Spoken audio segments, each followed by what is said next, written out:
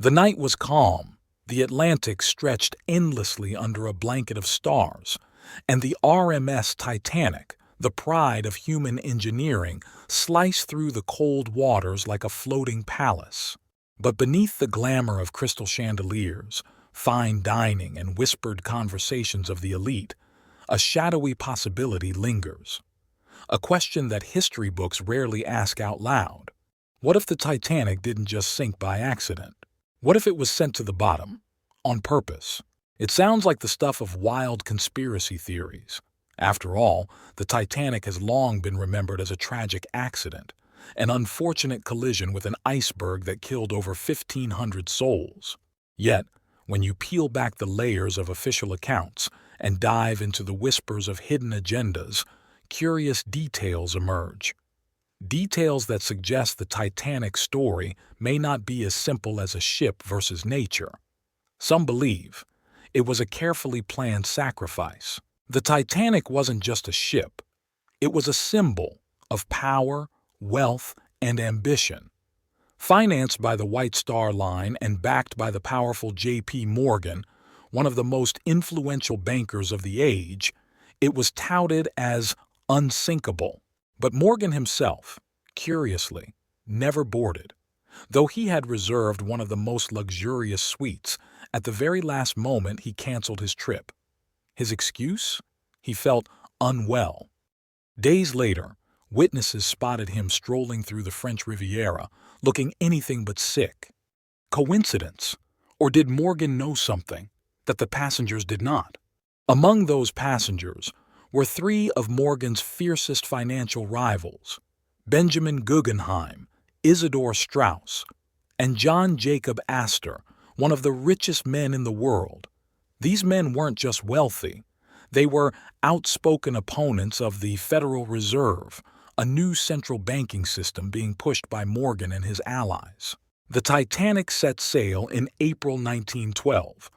The Federal Reserve Act passed in December 1913. By then, Morgan's rivals were at the bottom of the Atlantic. Too neat of a timeline, isn't it? But the theories don't stop there. Some researchers claim the Titanic may not have even been the Titanic. According to one of the most controversial stories, the ship that sank was actually its sister vessel, the RMS Olympic.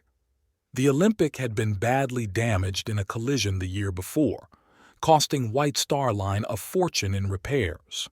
Some argue the company swapped the ships, sending the crippled Olympic to sea under the name Titanic, planning an insurance scam of colossal proportions.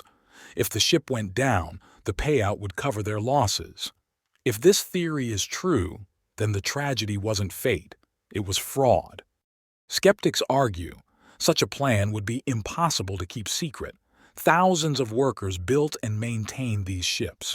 Could they all have been silenced? Maybe not all, but fear and financial pressure can bury many truths. And the details, they raise eyebrows. Survivors of the sinking recalled hearing strange explosions below deck, before the collision with the iceberg. Some described doors being mysteriously locked, trapping passengers inside. And when the distress rockets were fired into the night sky, nearby ships reported confusion. Some claimed they saw the flares, but were told they meant all is well. Was this just tragic miscommunication, or part of a larger plan to ensure no rescue came too quickly? And then, there's the ship itself. Why were there so few lifeboats for a vessel carrying over 2,000 people? Regulations of the time technically allowed it. But for a ship of Titanic's grandeur and resources, the decision seems reckless, unless, of course, the goal was not to save everyone. Now, before we fall completely down the rabbit hole, let's pause. Historians remind us that evidence for these theories is circumstantial at best. Icebergs were common in the North Atlantic.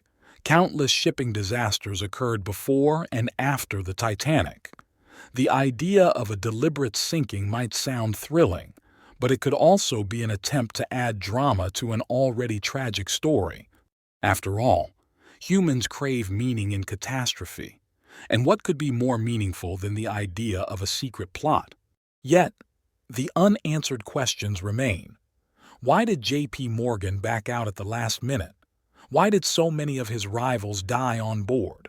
Why did witnesses describe strange events that don't neatly fit the official version? And why, over a century later, does the Titanic still inspire such suspicion?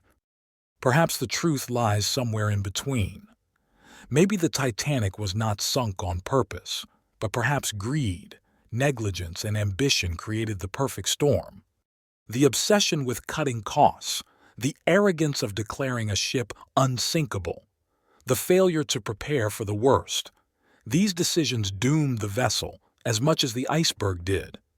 In that sense, human intention played its part, even if not in the sinister way conspiracies suggest.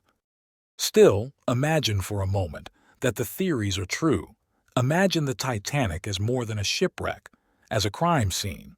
Imagine that beneath the cold waters lies not just steel and memories, but evidence of a plan that reshaped the financial world. The Federal Reserve went on to become one of the most powerful institutions on Earth. Could it be that its creation was written in part in the icy tomb of the Atlantic? We may never know for certain. The Titanic has been resting for over a century, slowly disappearing into rust and ruin 2.5 miles beneath the ocean's surface. Its secrets, if any, may already be gone. But one thing is clear, whether by accident or by design, the sinking of the Titanic changed history forever.